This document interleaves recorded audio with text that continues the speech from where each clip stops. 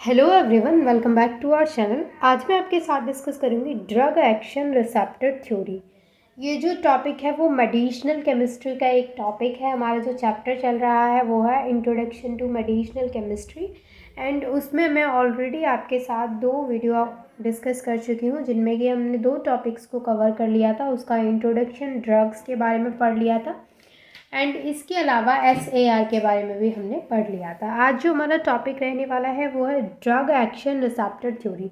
तो देखिए, drug action receptor theory में क्या होता है कि जो ड्रग होती है वो रिसेप्टर के पास आती है। तो जो रिसेप्टर होता है वो अपनी एक्टिव साइट, जैसे ये है रिसेप्टर हमारे पास, ये है रिसेप्टर की एक्टिव साइट। तो जो ड्रग आएगा वो रिसेप्टर की एक्टिव साइट में आके क्या हो जाएगा, जुड़ जाएगा। ठीक है। तो यहाँ पर जो ड्रग एक्शन रिसेप्टर थ्योरी है, इसमें हमें टोटल 6 थ्योरी पढ़नी है। 6 थ्योरीज हैं और उन 6 थ्योरीज को मैं आज इसी वीडियो में आपको बताऊंगी। सारी थ्योरीज छोटी छोटी हैं। तो सबसे पहले हम पढ़ लेते हैं थोड़ा सा रिसेप्टर के बारे में, then we will discuss all the theories of drug action receptor theory. ठीक है। तो पहला जो यहाँ पे पॉइंट है वो है रिसेप्टर के बारे में, कि जो रिसेप्टर होता है वो एक लार्ज कॉम्प्लेक्स मॉलिक्यूल है। तो सबसे पहली चीज़ जो आपके माइंड में क्लियर हो जानी चाहिए कि जो ड्रग होता है वो रिसेप्टर से क्या होता है, जुड़ जाता है आके। तो रिसेप्टर से इस तरीके से जुड़ता है कि रिसेप्टर की जो एक्टिव साइड है, जैसे ये वाली एक्टिव साइड, तो यहाँ पे आके ये ड्रग क्या होगा, जुड़ जाएगा। तो यहाँ पर फर्स्ट पॉइंट क्या है कि जो रिसेप्टर होता है वो एक लार्ज कॉम्प्लेक्स मॉलिक्यूल होता है। सेकंड है, when drug binds two receptor molecule it causes a change in state of the receptor. अब देखिए, सेकंड पॉइंट जो है उसका मतलब क्या है कि देखिए, ये तो नॉर्मल सी बात है कि जब ड्रग आएगी रिसेप्टर के पास में और ये जो ड्रग है वो रिसेप्टर से बाइंड होगी, तो रिसेप्टर का जो स्टेट है उसमें कुछ ना कुछ चेंजिंग आएगी, है ना। पहले ये किसी और स्टेट में, बाद में किसी, ये यहाँ पे आके जुड़ेगी, तो जो रिसेप्टर है उसकी जो स्टेट है उसमें क्या आता है, एक चेंज आ जाता है। तो जो ड्रग है जब वो बाइंड होती है तो वो एक चेंज को कॉज करती है। ठीक है। थर्ड पॉइंट है यहाँ पे, the inhibition of a response by binding at receptor side does not depend on the making of covalent bond in the agonist. अब देखिए, यहाँ पर जो थर्ड पॉइंट है उसका मतलब ये है कि जब ड्रग एंड रिसेप्टर बाइंड करते हैं, यानी जब जो ड्रग है वो रिसेप्टर के साथ बाइंड करता है, तो it does not depend on the making of covalent bond, यानी वो कोवलेंट बॉन्ड का जो मतलब कोवलेंट बॉन्ड पे डिपेंड नहीं करता है। यहाँ पे जो बाइंड हो रहा है कोवलेंट बॉन्ड के अलावा कुछ अलग बॉन्ड्स पे डिपेंड करता है। कौन कौन से हैं वो मैं आगे बताती हूँ आपको। यहाँ पे जो बाइंडिंग होगी वो कोवलेंट बॉन्ड की वजह से नहीं होगी, ये चीज़ दिमाग में रख लीजिए। अब जो यहाँ पे नेक्स्ट है वो है, the effect produced by drug to interact with receptor results in the formation of drug receptor complex. क्या मतलब है इस चीज़ का? देखिए, मैंने क्या बोला आपसे कि ड्रग क्या करता है, रिसेप्टर के साथ में बाइंड हो जाता है। तो जब ड्रग इंटरेक्ट करेगा रिसेप्टर के साथ में तो क्या होता है कि एक ड्रग रिसेप्टर कॉम्प्लेक्स बनता है। यानी जैसे ये है हमारे पास, मान के चलिए ये कोई हमारे पास ड्रग है और ये कोई हमारे पास कॉम्प्लेक्स है। तो जब ये ड्रग इस कॉम्प्लेक्स के साथ में बाइंड करेगा तो यहाँ पर जो बाइंड यानी जुड़ने के बाद में जो नया कॉम्प्लेक्स बनेगा उसको बोलेंगे हम ड्रग रिसेप्टर कॉम्प्लेक्स। ठीक है। अब देखिए, जो बॉन्ड्स इनके बीच में प्रेजेंट होता है, जैसे कि मैंने आपको बताया कि इसके बीच में कोवलेंट बॉन्ड का कोई रोल नहीं होता है। जो ड्रग रिसेप्टर का जो बाइंड हो रहा है, ड्रग रिसेप्टर बाइंड हो रहे हैं, जो इंटरेक्ट हो रहे हैं वो एक दूसरे के साथ, तो उसमें कोवलेंट बॉन्ड का कोई रोल नहीं है। तो उसमें कोवलेंट बॉन्ड के अलावा क्या क्या इन्वॉल्व रह सकता है, या तो उसमें हाइड्रोजन बॉन्डिंग हो सकती है, डायपोल डायपोल इंटरेक्शन, हाइड्रोफोबिक और आयनिक बॉन्ड, ये हो सकता है, बट कोवलेंट बॉन्ड का कोई रोल नहीं होता है। ठीक है। हाइड्रोजन बॉन्डिंग जो है इसकी जो यहाँ पे एनर्जी है वो है 1 to 7 kilo calorie per mole, and same dipole dipole interaction की भी 1 to 7 kilo calorie per mole. Hydrophobic जो है उसकी 1 किलो कैलोरी पर मोल है, एंड जो आयनिक बॉन्ड है उसकी 5 to 10 किलो कैलोरी पर मोल है। ठीक है। तो ये जस्ट कुछ बेसिक बात हो गई यहाँ पे रिसेप्टर के बारे में। तो जैसे आपके दिमाग में अभी एक चीज़ क्या क्लियर हुई कि ड्रग रिसेप्टर थ्योरी में क्या होता है, ड्रग आता है चल के पैरों से और रिसेप्टर के साथ क्या हो जाता है, बाइंड हो जाता है। यानी ड्रग आता है और रिसेप्टर के पैरों से चिपक जाता है कि नहीं भैया मैं नहीं जाऊंगा, मैं यहीं पे तुम्हारे घर में ही रहूँगा। ठीक है, कुछ इस तरीके से। अब हम यहाँ पे बात करेंगे जो 6 थ्योरीज हैं ड्रग एक्शन, मतलब जो ड्रग रिसेप्टर थ्योरी में मैंने आपको बोला था कि 6 थ्योरीज आपको पढ़नी है, तो वो कौन कौन सी 6 थ्योरीज हैं जो हमें इसके अंदर पढ़नी है, अब हम उनकी बात करेंगे। ये देखो मच्छर आ गया, उड़ गया। अब देखो पहली जो थ्योरी है यहाँ पे वो है नेचर ऑफ फार्माकोलॉजिकल एक्शन। पहली जो थ्योरी है उसमें हम पढ़ेंगे फार्माकोलॉजिकल एक्शन जो है उसके नेचर के बारे में। तो इसमें है the drug action is either due to physiochemical properties और फ्रॉम देयर केमिकल स्ट्रक्चर। अब देखिए कोई भी जो ड्रग है उसका जो एक्शन होता है वो किसकी वजह से होगा, या तो उसकी फिजिकल प्रॉपर्टीज़ की वजह से होगा, या फिर उसकी केमिकल प्रॉपर्टीज़ की वजह से होगा, एंड उसके या फिर उसके केमिकल स्ट्रक्चर की वजह से होगा।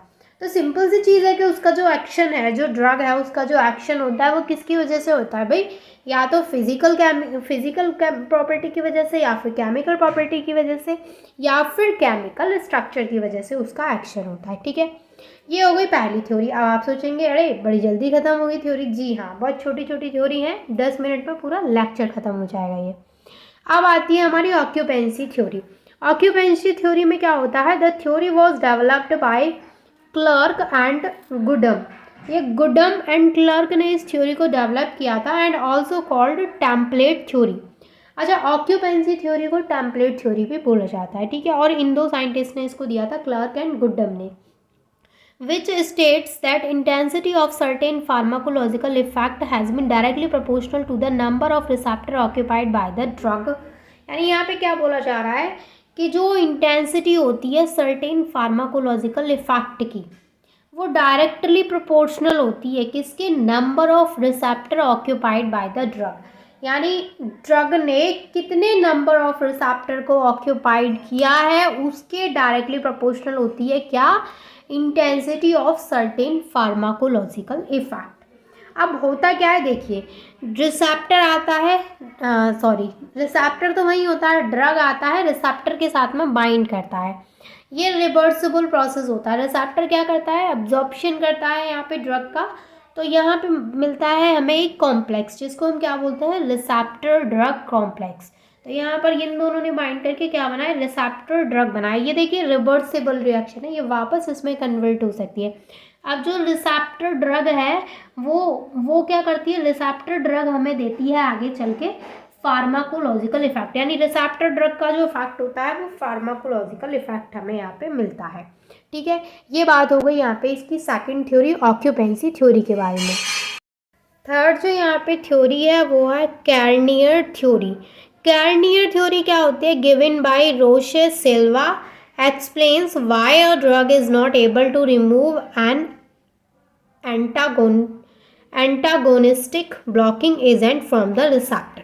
यानी जो कार्नियर थ्योरी है उसको दिया था रोशा सिल्वा ने, इसको दिया था। और ये जो थ्योरी है वो क्यों आई थी, ये आई थी कि जो ड्रग है, why a drug is not able to remove an antagonistic from the receptor. यानी जो रिसेप्टर है उससे जब एंटागोनिस्टिक जुड़ जाता है, यानी ब्लॉकिंग एजेंट बोल सकते हैं उसको, वो जुड़ जाता है, तो जो ड्रग है वो उसको रिमूव क्यों नहीं कर पाती, why a drug is not able to remove. ठीक है, तो वो क्यों नहीं रिमूव कर पाती है, उसके ऊपर दी थी कार्नियर थ्योरी। तो ये जो थ्योरी है वो बोलती है this theory is based on Ariens and Stephens hypothesis. यानी ये जो थ्योरी है एरिन्स एंड स्टीफेंसन्स हाइपोथेसिस पर डिपेंड करती है। ये जो थ्योरी है वो ये बताती है कि जो फार्माकोलॉजिकल रिसेप्टर्स होते हैं इनकी 2 टाइप की साइट्स होती हैं इनके पास में। यानी कार्नियर थ्योरी कहती है कि जो फार्माकोलॉजिकल रिसेप्टर की हम यहाँ पे, यानी जो रिसेप्टर की हम यहाँ पे बात कर रहे हैं उनके पास में ना 2 तरीके की साइट्स प्रेजेंट होती हैं। तो वो 2 कौन कौन सी साइट्स होती हैं वो बताती हूँ आपको। पहली जो साइट है वो है स्पेसिफिक और क्रिटिकल साइट, एंड दूसरी है नॉन स्पेसिफिक साइट्स। पहली जो है स्पेसिफिक और क्रिटिकल साइट्स, इसको बोलते हैं नॉन क्रिटिकल साइट्स, तो दूसरी वाली है। तो जो स्पेसिफिक और क्रिटिकल साइट है उसमें क्या होता है, which interact with pharmacophoric groups of the drug. ये जो साइट है वो ड्रग के फार्माकोफोरिक ग्रुप को क्या करती है, इंटरेक्ट करती है। लेकिन अगर वहीं पे हम नॉन स्पेसिफिक साइट्स की बात करें which make complex with non polar groups of the antagonist, यानी जो उसकी नॉन स्पेसिफिक साइट है वो किसके साथ में कॉम्प्लेक्स बनाती है, नॉन पोलर ग्रुप्स के साथ में ऑफ द एंटागोनिस्ट, यानी जो एंटागोनिस्ट है उसके नॉन पोलर ग्रुप्स के साथ में जो नॉन स्पेसिफिक साइट है वो कॉम्प्लेक्सेस फॉर्म करती है। अब यहाँ पे देखिए जो एगोनिस्ट एंड एंटागोनिस्ट, दो चीज़ें आपको पढ़नी है, एक है एगोनिस्ट और एक है एंटागोनिस्ट। तो जो दोनों both agonist and antagonist gets attached to the specific site via weak reversible bond, यानी देखिए एक होता है एगोनिस्ट और एक होता है एंटागोनिस्ट, ये दोनों यही कहाँ पे बाइंडिंग के लिए यहाँ पे बात हो रही है, ये दोनों जो अटैच्ड होते हैं किससे, रिसेप्टर से, यानी यहाँ पे साफ साफ मेंशन है कि जो अगोनिस्ट एंड एंटागोनिस्ट है gets attached to the specific site, यानी specific site of the receptor bind via weak reversible bond. तो ये जो जुड़े होते हैं वो एक वीक रिवर्सिबल बॉन्ड के थ्रू जुड़े होते हैं, यानी इनके बीच में वीक बॉन्ड होता है। When antagonist binds two receptor, जब देखिए एंटागोनिस्ट बाइंड होता है रिसेप्टर के साथ में, अभी तक हम क्या बात कर रहे थे कि रिसेप्टर के साथ में सिर्फ ड्रग बाइंड हो रही थी, अभी हमने जो थर्ड वाली थ्योरी थी उसमें देखा कि जो ड्रग है वो जो एंटागोनिस्ट रिसेप्टर से जुड़ गया है उसको रिमूव नहीं कर पा रही है, तो उसके पीछे का हम रीज़न यहाँ पे पढ़ रहे हैं। ठीक है, कोई भी आपको यहाँ पे कुछ भी आपको ऐसा क्रिएट नहीं करना है माइंड में कि क्लियर नहीं हो रहा, आप थोड़ा सा समझेंगे चीज़ों को तो अच्छे से क्लियर हो जाएंगी। ठीक है, प्रॉब्लम्स क्रिएट नहीं करनी है माइंड में, बहुत इजीली क्लियर हो जाएगा। मैंने क्या बोला कि हम यहाँ पे वो चीज़ पढ़ रहे हैं कि जो ड्रग है वो जो रिसेप्टर पे एंटागोनिस्ट आके जुड़ गया है उसको नहीं रिमूव कर पा रहा है, हम उस प्रॉब्लम के बारे में पढ़ रहे हैं। क्लियर।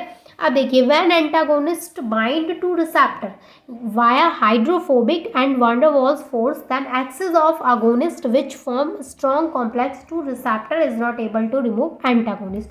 अब देखिए सिंपल सी बात ये समझिए कि जैसे हमारे पास एंटागोनिस्ट है, एक सेकेंड आपको ऐसे समझाती हूँ। देखिए जैसे हमारे पास ये है रिसेप्टर, अब रिसेप्टर से क्या हुआ है कि जो ड्रग है वो रिसेप्टर से आके जुड़ना चाहती है, अब जो रिसेप्टर है उससे क्या जुड़ गया, एंटागोनिस्ट जुड़ गया, तो जो ड्रग है वो एंटागोनिस्ट को क्या नहीं कर पा रही है, रिमूव नहीं कर पा रही है ना। अब बोला जा रहा है कि जब रिसेप्टर से एंटागोनिस्ट ने बॉन्ड बना लिया, यानी रिसेप्टर से एंटागोनिस्ट आकर के जुड़ गया, तो उस केस में बोल रहा है कि आप एक्सिस में अगर अगोनिस्ट भी वहाँ पे प्रोवाइड कराएंगे, यानी एक्सिस में अगोनिस्ट वहाँ पे यूज़ करेंगे, तब भी क्या होगा, जो एंटागोनिस्ट है उसका बॉन्ड ब्रेक नहीं होगा। समझ में आया आपके, मतलब कि जो एंटागोनिस्ट है वो इतना स्ट्रांगली बाइंड हो जाता है किसके साथ में, मतलब जो रिसेप्टर है उसकी बात कर रही हूँ मैं। एंटागोनिस्ट रिसेप्टर के साथ कुछ इस तरीके से बाइंड हो जाएगा कि अगर आप वहाँ पे एगोनिस्ट को वहाँ पे एक्सेस में यूज़ करेंगे, यानी बहुत ज़्यादा क्वांटिटी में अगर आप वहाँ पे एगोनिस्ट को यूज़ करते हैं, तब भी एगोनिस्ट एबल नहीं है कि वो एंटागोनिस्ट को रिसेप्टर से रिमूव कर दे। Is that clear? मैंने क्या बोला, मैं फिर से एक बार रिपीट करती हूँ क्योंकि मुझे भी ऐसा लग रहा है कि आप थोड़े से फंस गए हैं और क्या है कि थोड़ा सा चीज़ें कॉम्प्लेक्स हो गई हैं। फिर से मैं रिपीट करती हूँ यही सेम चीज़ कि जो रिसेप्टर है उससे एंटागोनिस्ट आकर के जुड़ गया। ठीक है भाई, अब जब एंटागोनिस्ट उससे आकर के जुड़ गया तो अगर हम वहाँ पे अगोनिस्ट को यूज़ करते हैं, अगोनिस्ट को कितना एक्सिस में यूज़ करते हैं, तब भी अगोनिस्ट एंटागोनिस्ट को रिसेप्टर से रिमूव नहीं कर पाएगा। क्लियर? अब तो क्लियर हो गया। चलिए आगे, as the excess of agonist is removed then blockage by antagonist return to the original level. अगर मान के चलिए ऐसा हुआ कि जो अगोनिस्ट हमने वहाँ पे एक्सिस में यूज़ किया है उसने क्या कर दिया, रिमूव कर दिया एंटागोनिस्ट को, then the blockage by antagonist, तो जो एंटागोनिस्ट के द्वारा जो ब्लॉकेज है वो return to the original level, वो अपने ओरिजिनल लेवल पे आ जाएगी। समझ में आ गई चीज़ें? ये थी हमारी तीसरी थ्योरी, जो आई थिंक इन 6 थ्योरी में आपको सबसे ज़्यादा कॉम्प्लिकेटेड लगेगी क्योंकि बाकी की आगे की थ्योरीज भी इजी हैं और जो 2 बताई थी वो भी इजी थी। ये थोड़ी सी आपको लगी होगी, वैसे इतनी टफ नहीं है, थोड़ा सा हाँ कॉम्प्लिकेटेड हो गया है समझाते समझाते, बट ऐसा नहीं कि आपको समझ में नहीं आई होगी। अब हम यहाँ पे बात करेंगे नेक्स्ट रेट थ्योरी के बारे में। रेट थ्योरी है जो है वो फोर्थ थ्योरी है। The pharmacological activity of the drug depends on the rate of the association and dissociation of drug two receptor. ये क्या बोल रहा है कि जो फार्माकोलॉजिकल एक्टिविटी है ड्रग की वो किस पर डिपेंड करती है, वो डिपेंड करती है association and dissociation of drug two receptor. यानी ड्रग और रिसेप्टर के बीच में जो एसोसिएशन एंड डिसोसिएशन हो रहा है उस पर फार्माकोलॉजिकल एक्टिविटी ड्रग की डिपेंड करती है। As the encounter of drug increases the activity of the receptor will also increase. यानी जैसे जैसे ड्रग का एनकाउंटर इंक्रीज करेगा वैसे वैसे ही जो रिसेप्टर है उसकी एक्टिविटी भी क्या करेगी, इंक्रीज करेगी। बात करें एगोनिस्ट की, in agonist the rate of association and dissociation is fast.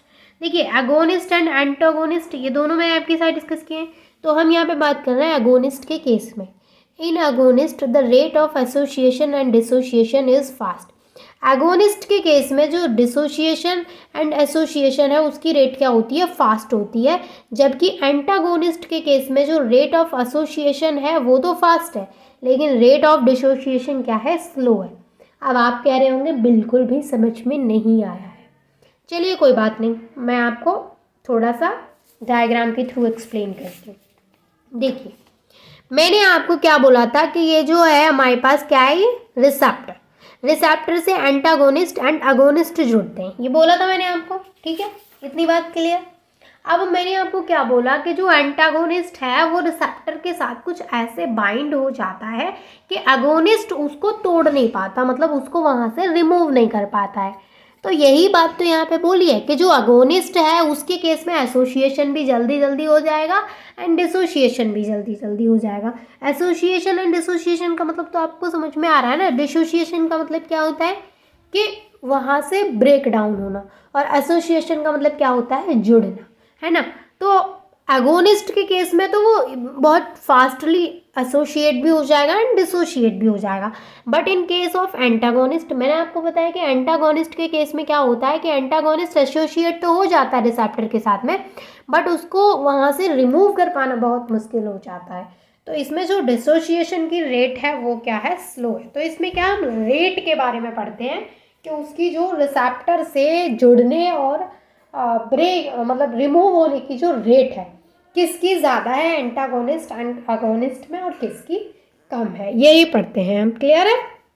Next जो थ्योरी है वो है induced fit theory. Induced fit theory में क्या पढ़ते हैं हम, the biological effect produced by drug is due to the activation और deactivation of enzyme through change in tertiary structure of proteins और एंजाइम्स। ये बोला जा रहा है कि जो बायोलॉजिकल इफेक्ट प्रोड्यूस होता है ड्रग का, यानी ड्रग का जो बायोलॉजिकल इफेक्ट है जो कि उसके एक्टिवेशन और डीएक्टिवेशन की वजह से होता है एंजाइम के, वो किसकी वजह से होता है, through change in tertiary structure of, यानी जो प्रोटीन्स और एंजाइम है उनके टर्सरी स्ट्रक्चर में चेंज की वजह से होता है। ठीक है। As the drug approach to the receptor, जैसे ड्रग रिसेप्टर को अप्रोच करती है, क्योंकि आपको पता है कि रिसेप्टर के पास कौन आता है, ड्रग आता है बाइंड होने के लिए। तो जब ड्रग अप्रोच करती है receptor site conformational change occur in protein as well as occur in drug having flexible structure. तो क्या होता है कि जब वो अप्रोच करती है तो वहाँ पर जो चेंज आता है, कन्फर्मेशनल जो चेंज आता है प्रोटीन्स में और उसके साथ ही साथ ड्रग में आता है, तो उससे क्या होता है, वो फ्लेक्सिबल स्ट्रक्चर होता है कि जब वो अप्रोच करती है तो उसके स्ट्रक्चर में क्या आता है, थोड़ा सा चेंज आता है ना। और ये चीज़ मैंने आपको पहले भी बताई थी कि जब ड्रग रिसेप्टर से आगे बाइंड हो जाता है तो रिसेप्टर की जो स्टेट है वो चेंज हो जाती है। ठीक है ना। तो ये यहाँ पे बात हो गई इसकी फिफ्थ थ्योरी की। अब हमने 5 थ्योरीज इसकी डिस्कस कर ली हैं, अब लास्ट रह गई है इसकी 6वीं थ्योरी। 6th जो थ्योरी है वो है मैक्रोमोलिक्यूलर परटर्बेशन थ्योरी। ठीक है। इसमें क्या होता है, 1964 में बिलेव ने इसको सजेस्ट किया था। ये दो केस में दी गई है, in case of an agonist and antagonist, यानी एगोनिस्ट एंड एंटागोनिस्ट के केस में ये थ्योरी दी गई है। तो एगोनिस्ट के केस में क्या होता है, specific conformational perturbation occurs which makes easy absorption of molecule, यानी इसके केस में क्या होता है कि जो मॉलिक्यूल्स का जो अब्जॉर्प्शन है, तो स्पेसिफिक कन्फर्मेशनल टर्बेशन, यहाँ पे इसका मतलब है गड़बड़ी जो होती है, विच मेक्स इजी एब्जॉर्प्शन, यानी ये जो है वो जो मॉलिक्यूल है उसके एब्जॉर्प्शन को इजी बनाती है, यानी मॉलिक्यूल का एब्जॉर्प्शन इजीली हो जाता है। But in case of antagonist non specific conformational perturbation occurs which may help to accommodate extraneous molecule। तो यहाँ पर एंटागोनिस्ट के केस में क्या होता है कि जो नॉन स्पेसिफिक कन्फर्मेशनल टर्बेशन है occurs which may help to accommodate, यानी यहाँ पे क्या होता है कि जो एक्सट्रानियस मॉलिक्यूल है उसको एकोमोडेट करने में हेल्प करता है, यानी जो डिफरेंट या फिर कहूँ बाहरी जो मॉलिक्यूल है उसको एकोमोडेट यानी कि समायोजित करने में हेल्प करता है, जो एंटागोनिस्ट होता है। ठीक है, एंटागोनिस्ट के केस में। तो ये हो गई इसकी 6 थ्योरी की बात। आई होप कि ये 6 थ्योरी आपको अच्छे से क्लियर हो गई होंगी। नोट्स में सिर्फ आपको उतना ही लिखना है जितना मैंने यहाँ पे लिखाया है, एंड नोट्स मैं आपको टेलीग्राम पर प्रोवाइड करा दूँगी। जिस भी चैप्टर के नोट्स नहीं मिलते हैं आप मुझे कमेंट करके बता दिया करो कि इस चैप्टर के नोट्स नहीं मिले हैं, तो मैं उसी दिन वो अपलोड कर देती हूँ। ठीक है, अब इसके बाद आपको नेक्स्ट चैप्टर किस पे वीडियो चाहिए या एमसीक्यूज़ चाहिए किसी चैप्टर पे, तो वो भी कमेंट करके बता दीजिएगा। एंड आई होप कि ये वीडियो थोड़ी बहुत हेल्पफुल ज़रूर रही होगी। अगर रही है तो प्लीज़ वीडियो को लाइक ज़रूर करना, इससे मुझे मोटिवेशन मिलती है। And thank you so much for watching this video.